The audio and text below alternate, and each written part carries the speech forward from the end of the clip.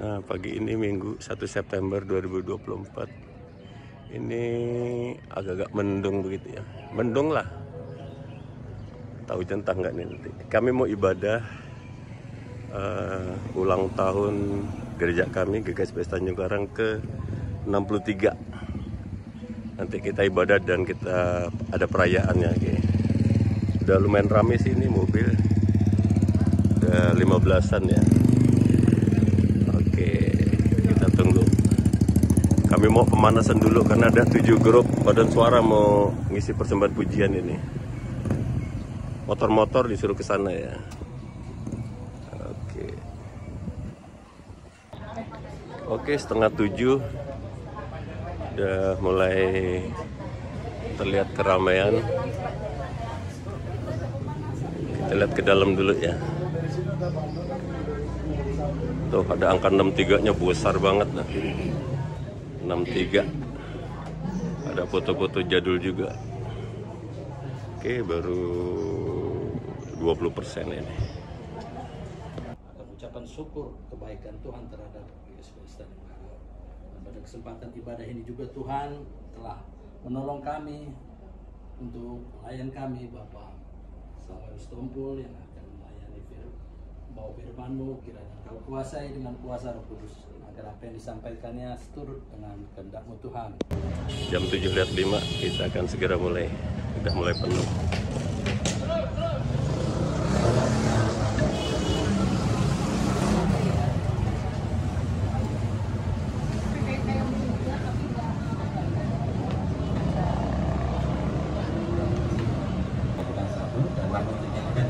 Pak Pendeta Preses Christian Samuel Stompul udah di depan.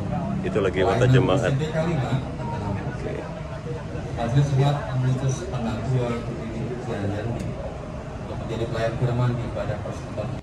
Mereka melihat bahwa beberapa orang muridnya makan dengan tangan najis, yaitu dengan tangan yang tidak dibasuh. Sebab orang-orang Farisi seperti orang-orang Yahudi lainnya tidak makan kalau tidak melakukan pembasuhan tangan lebih dahulu, karena mereka berpegang pada adat istiadat nenek moyang mereka. Mengapa murid-muridmu tidak hidup menurut adat istiadat nenek moyang kita, tetapi makan dengan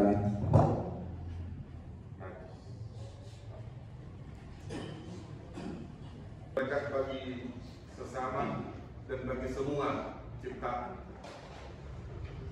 Bapak Ibu, ketika padam listrik seperti ini bisa bayangkan dari tahun 63 tahun yang lalu para orang tua kita memulai ibadah seperti apa ya? Jadi syukurilah suasana ini menghantar kita pada keadaan 63 tahun yang lalu. Betul. Saya belum yakin pada saat itu semua kebagian listrik. Belum. Baik, Bapak Ibu, saudara-saudara, ketika kita tidak suka, ketika seseorang atau si A tidak suka melihat si B, ketika si X merasa mulai tersisihkan, ada seorang pemain baru, ada seorang sosok yang lebih terkenal, ada satu sosok yang sangat digandrungi, biasanya dia akan selalu mencari kelemahan-kelemahan apa yang bisa dibuat sebagai kelemahan yang lagi tenang. Pasti mencari titik lemahnya, pasti mencari apa yang bisa dijelek-jelekkan dari dia, pasti dicari apa yang mungkin bisa melemahkan dia, supaya orang tidak begitu kagum, supaya orang tidak begitu terpesona, supaya orang tidak begitu terkesima melihat penampilannya. Memang secara sosiologi budaya, Richard Ewing, seorang teolog budayawan, dia membagi menjadi 4. Dia katakan Kristus menolak kebudayaan, Kristus menerima kebudayaan, Kristus toleran terhadap kebudayaan. Tapi ada sesuatu yang menarik, poin keempat. Kristus transform by culture. Dia membaharui kebudayaan. Dia membaharui, Kristus membaharui kebudayaan. Karenanya memang dari situ kita lihat bahwa Allah dan Kristus tidak menginginkan kita menjadi satu dalam satu budaya, satu dalam bahasa, tetapi Dia memanggil kita dalam berbagai macam budaya, dalam berbagai macam etnik, dalam berbagai macam bahasa. Cara yang gampang dia mengikrarkan pengakuan iman seperti itu, enggak. Bukan dalam suasana yang mudah. Bahkan pada saat itu ilmu falak begitu luar biasa, begitu diyakini orang, Mereka sangat yakin bahwa yang memberi berkat adalah gunung-gunung batu. Makanya dia mengatakan, aku melayangkan mata ke gunung-gunung, dari manakah akan datang pertolongan? Tapi ketika dia mengatakan demikian, yang luar biasa adalah kalimat yang mengikutinya. Satu pengakuan yang sangat mendasar, satu pengakuan yang sangat fundamental. Pertolonganku ialah dari Allah yang menciptakan langit dan bumi. Itu dalam suasana yang sangat luar biasa, yang diyakini orang yang dapat memberi kehidupan adalah rasi bintang, ilmu falak misalnya. Makanya yang dapat memberi penyakit menurut keyakinan pada saat itu benda-benda cakrawala. Makanya dikatakan matahari tidak menyakiti engkau pada waktu siang atau bulan di malam hari. Ilmu falak lah, perbintangan lah yang menentukan perjalanan kehidupan. Bapak Ibu masih ingat ilmu falak, ilmu perbintangan? Masih? Dulu ketika masih banyak majalah ya, koran, horoskop, Sagittarius, keuangan, Aries, baik katanya ada padahal nggak ada uangnya. Aries makin akrab dengan si dia padahal baru bertengkar. Itulah ilmu falak, itulah ilmu perbintangan. Dan itu sempat lama Bapak Ibu mewarnai kehidupan manusia. Mereka menganggap itu yang menentukan perjalanan kehidupan. Tapi Mazmur mengatakan tidak. Pertolonganku ialah dari Allah yang menciptakan langit dan bumi. Di tengah-tengah tradisi yang salah, dia berani menyaksikan iman yang benar, bahwa yang memberi kehidupan bukan rasi bintang, tetapi adalah Allah yang menciptakan langit dan bumi. Amin. Itu budaya yang diperbaharui.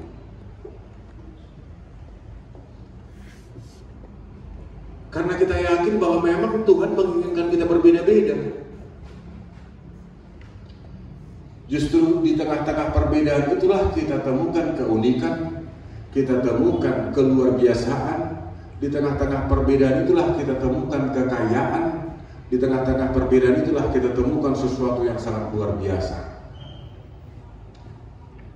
Jadi gak usah kita katakan, gak usah kita pandang budaya itu dosa semua, enggak. Ya, ada dulu yang mungkin tidak berkenan sesuai dengan kehendak Tuhan, tapi ingat, Kristus juga sudah membaharui kebudayaan itu sehingga kita dipanggil menurut bahasa kita masing-masing, etnik kita masing-masing. Kita dipanggil dalam aneka budaya, tapi dalam satu pengakuan yang sama, yakni Kristus sebagai juru selamat dunia. Amin. Amin. Itu yang kita sudah katakan. Hari ini juga kita merayakan, bergembira mengingat kesaksian iman para orang tua kita 63 tahun yang lalu. Tentu perjalanan 63 tahun ini banyak dinamikanya. Saya sempat baca-baca sejarah GKSBS ini. Berawal dari penginjilan dari GKJ, Kerja Kristen Jawa, secara khusus di daerah Sumatera ini.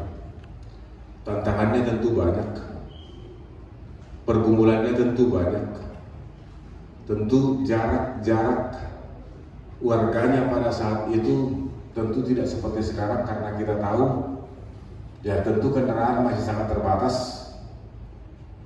Jangan-jangan pada saat itu di Natar belum ada listrik, yang baru ada hanya di sekitar Bandar Lampung. Padahal penginjilan pertama saya lihat di Metro. GKJ memulai dari sana, baru ke Tanjung Karang. Banyak dinamikanya, banyak tantangannya. Demikian juga dengan iman warganya, mungkin terkadang ada pasang surutnya. Mereka pernah begitu yakin, tapi sebaliknya mungkin juga warganya pernah kecewa, pernah ragu dan lain sebagainya. Tetapi untuk semua dinamika yang terjadi itu satu hal yang kita syukuri. Sampai pada hari ini kita tidak binasa dalam perjalanan yang banyak tantangan itu, tapi justru seperti kata Yeremia dalam kitab Ratapan, tak berkesudahan kasih setia Tuhan, tak habis-habisnya rahmat-Nya, selalu baru tiap pagi. Amin. Amin. Yang menjadi kesaksian kita. Selalu baru tiap pagi. Di tengah-tengah kesulitan Tuhan berikan jalan keluar. Di tengah-tengah pergumulan Tuhan berikan kekuatan sehingga kita mampu. Di tengah-tengah banyaknya tantangan, Dia tetap memampukan kita, menguatkan kita, menghibur kita. Sehingga dalam setiap detak tantangan itu ada tangan Tuhan yang menopang, memampukan, menguatkan kita. Di tengah-tengah keterbatasan, di tengah-tengah kekurangan, Dia memberkati yang kurang itu. Dia memberkati yang terbatas itu. Sehingga sampai pada saat ini kita beroleh kesehatan dan kekuatan. Bapak-bapak yang sudah 70 tahun ke atas, masa kecilmu apakah minum susu? Tajin. Tajin. Kalau di bahasa kami dikatakan purik, air tajin. Kalau tanya kepada anak-anak muda ini apa air tajinnya, nggak tahu lagi karena dia udah pakai rice cooker. Nggak ada lagi air tajinnya kan gitu.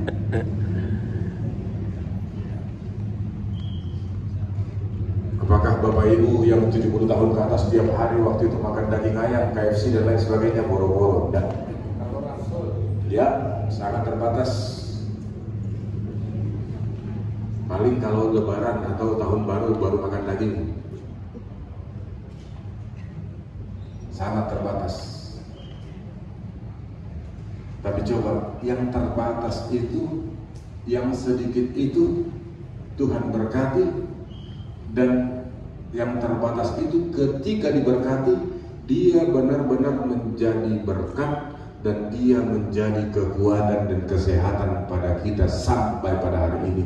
Walaupun gizi dan vitamin yang kita makan terbatas, tetapi kemampuan dan kekuatan kita tidak kalah dibandingkan dengan anak-anak muda yang sekarang. Amin. Anak-anak muda jangan anggap enteng dengan eyang muda. Mereka sudah melewati banyak pergumulan. Mereka sudah melewati banyak tantangan. Mereka sudah melewati banyak dinamika kehidupan yang belum kau rasakan sampai pada saat ini. Nanti mungkin 50 tahun lagi kau akan menyadari betapa mereka dapat keluar dari setiap persoalan itu. Tapi justru di situ kita yakini bahwa memang tangan Tuhan tidak pernah menopang. Tangan Tuhan tetap menopang kita. Tangan Tuhan tidak pernah meninggalkan kita. Kau tidak akan kulupakan, aku memimpinmu, aku membimbingmu. Kau tidak akan kulupakan, aku penolongmu, yakinlah. Itu tadi menjadi kesaksian pujian kita.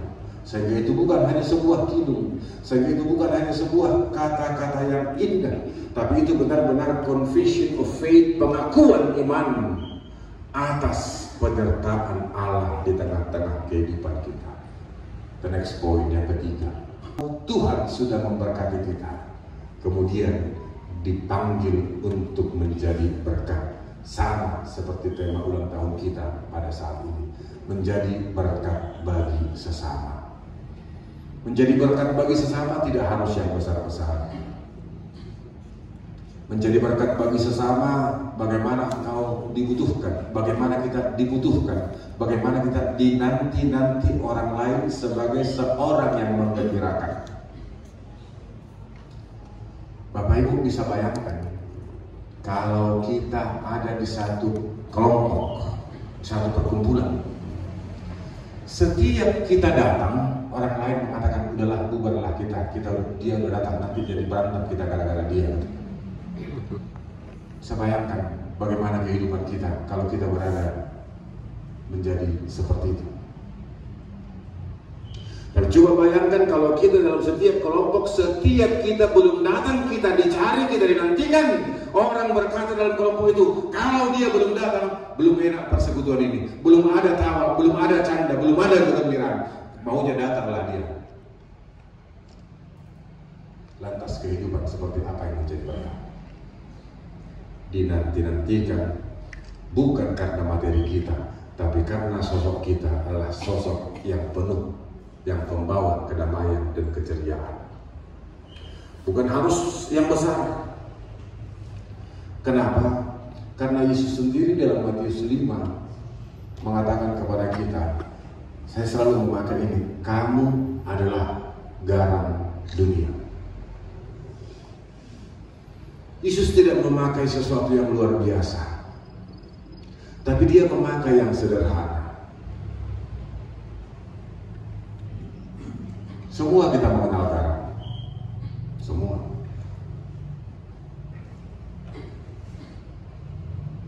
Tidak pernah kita memperlakukan garam itu, karena ini sangat kita butuhkan, tidak pernah kita memperlakukannya dengan sesuatu yang sangat luar biasa. Karena ini sangat penting, kemudian stoples dibeli, yang bagus, yang luar biasa, dipita-pitai, kemudian karena sangat penting diletakkan di ruang tamu supaya jangan diambil orang. Tidak pernah. Walaupun kita tahu garam itu sangat perlu. Begitu kita beli, letakkan di pojok-pojok dapur, tempatnya juga stoples yang sudah lama agak kehitam-hitaman. Ketika dia tidak ada, baru kita cari-cari lagi. Tapi efek dari garam itu, dia sedikit tetapi memberikan rasa. Dia sedikit tetapi dia memberikan warna. Tidak pernah sejarahnya lebih banyak garam daripada sayur. Nanti coba tahap kata yang memakan. Tetapi sayur yang satu kuali itu dengan 1 sendok atau setengah sendok garam cukup memberikan rasa. Dia tidak kita buat eksklusif, dia tidak kita buat luar biasa. Tapi kalau dia tidak ada, kita sangat mencarinya. Dia tidak berbicara jumlah, tapi dia berbicara soal kualitas. Demikianlah kehidupan orang percaya. Jangan katakan kami sedikit. Jangan kita katakan kita sedikit. Ya, kita sedikit, tetapi kita adalah garam. Garam itu berfungsi walaupun sedikit. Sejarah perjuangan bangsa ini, kita memberikan kontribusi kita kepada bangsa ini. Lihat Bapak Ibu dalam perkembangan pendidikan di negara kita ini, banyak dari antara kita yang mengabdikan dirinya sebagai pendidik yang mencerdaskan kehidupan bangsa. Dan kalau periksa Bapak Ibu saudara-saudara, terlebih dari Sumatera Utara dan Tapanuli dulu, penempatannya itu pasti yang pertama sekali rata-rata 90% guru. Apalagi gurunya galak-galak mengajar matematika, bahasa Inggris, itu selalu diingat. Mencerdaskan kehidupan bangsa. Karenanya bagaimana hidup kita menjadi berkat. Menjadi berkat bagi sesama itu sesuatu yang harus kita hidupi sebagai warga GKSPS. Kenapa? Karena itu tema kita. Menjadi berkat bagi sesama, menjadi berkat bagi lingkungan. Jangan pada waktunya orang lain berkata kepada kita, banyak hal yang diingat dari Bapak ini, tapi tidak ada satupun yang dapat dicontoh. Kalau itu bahaya. Hendaklah orang lain mengatakan kepada kita pada waktunya, banyak hal yang ditiru dan dicontoh yang diteladani dari Bapak ini, dari Ibu ini. Jangan kebalikannya yang pertama tadi. Banyak yang diingat tapi tidak ada yang dicontoh, bahaya. Tapi yang dicontoh, ditiru, ditinggalkan, diingat. Sehingga kehidupan kita menjadi suatu berkat. Sejarah sudah membuktikan itu. Ketika gajah mati meninggalkan gading, manusia mati meninggalkan nama. Sejarah sudah membuktikan. Nero, kita semua mengingat Nero ya, kaisar yang berkuasa antara tahun 64 sampai tahun 90 sekian di Roma. Dalam sejarah gereja dan juga dalam sejarah dunia, dia begitu tidak beradab. Bahkan dalam sejarah gereja, dia yang membakar kota-kota Roma dan membuat orang-orang Kristen menjadi obor-obornya pada saat itu. Di tengah-tengah pesta-pesta mereka. Dua kaisar yang sangat terkenal pada saat itu. Satu Kaisar Nero, satu lagi Domitianus. Dua kaisar ini sangat terkenal. Ketika firman Tuhan mengingatkan kita, dan ini pertama sekali janji Allah kepada Abraham, blessed to be blessing, diberkati untuk menjadi berkat, let's do it. Mari kita lakukan apa yang dapat kita lakukan. Mari kita perbuat apa yang dapat kita perbuat. Bahwa memang menyadari kita adalah garam. Kalau dianggap orang, gak usah kecil hati, karena garam juga tidak pernah kita anggap kok. Kalau tidak diperlakukan dengan luar biasa dan selalu didudukkan di kursi-kursi nomor 1, gak usah kecil hati, karena garam juga tidak pernah kita tempatkan di ruang tengah, dia di pojok-pojok. Tetapi walaupun tidak dianggap, tapi dia memperlihatkan fungsinya, memperlihatkan maknanya. Demikianlah kehadiran orang percaya. Jangan katakan GKSBS gereja kecil, tidak. Secara jumlah mungkin dia, tetapi secara potensi tidak. Dan yang paling luar biasa, dia sangat berharga di hadapan Allah. Dia adalah orang yang ditebus dan diselamatkan. Gereja yang menjadi pewaris kerajaan Allah, tetapi juga adalah sebagai tangan Allah bagi sekelilingnya, bagi sekitarnya, bagi orang-orang yang membutuhkan, bagi anak-anak yang tidak terpelihara atau yatim, bagi orang-orang papa, bagi orang-orang sekelilingnya. Karena dia mengakhiri khotbah ini, saya mengutip sebuah tulisan dari Gibran. Dia mengatakan seperti ini: jadilah menjadi sebatang pohon yang tumbuh tegar mekar di atas bukit, yang dapat menaungi orang banyak.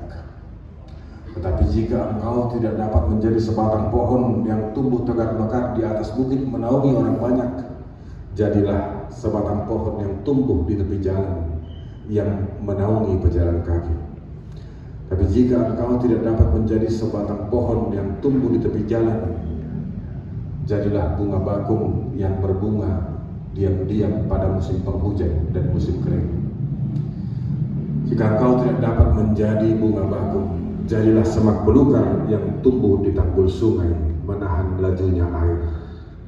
Tapi jika engkau tidak dapat menjadi semak belukar yang tumbuh di tanggul sungai, jadilah rumput manis yang tumbuh di jalan setapak, yang membawa orang pada air kehidupan. Sebab tidak semua orang harus besar, kuat dan perkasa, tapi makna hidupmu ditentukan oleh apa yang kau perbuat. Amin. Mari saya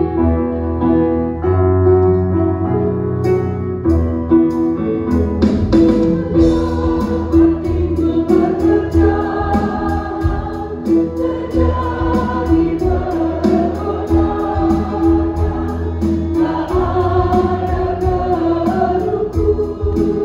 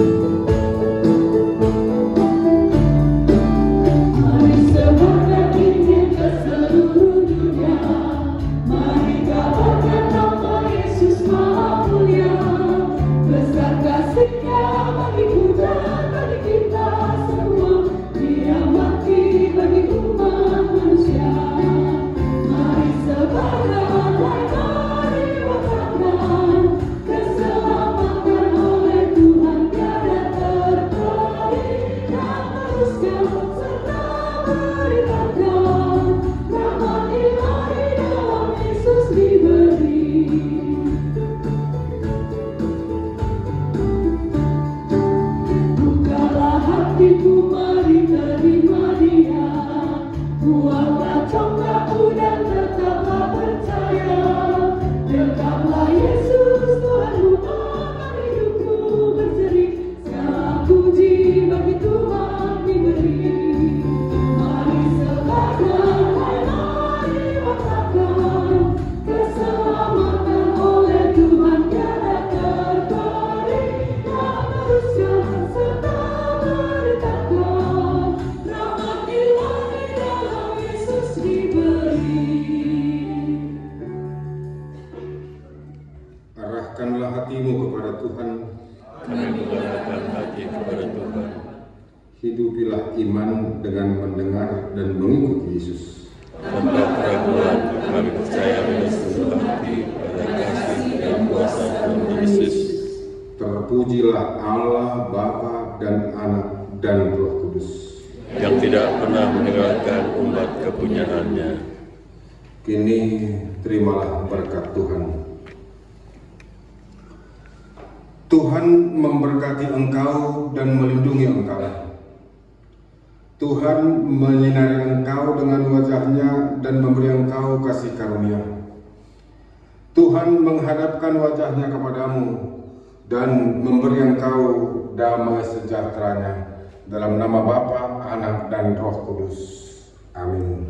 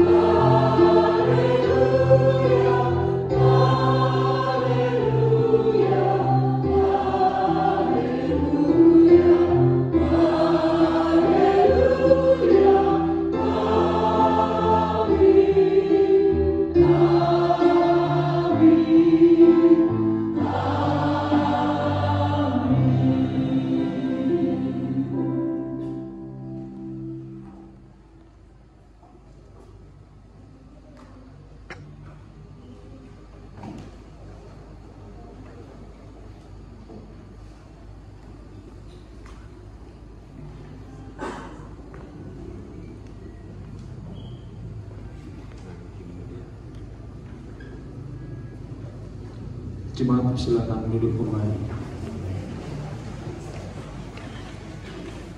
Majelis Jemaat GKSP Tanjung Karang menyampaikan ucapan terima kasih atas pelayanan Bapak Pendeta Samuel Christian Sitopul MT. Tuhan memberkati Pak.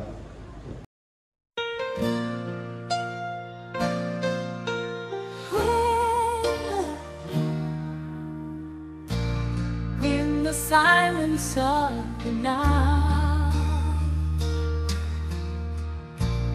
in the hush before the dawn, there's a sound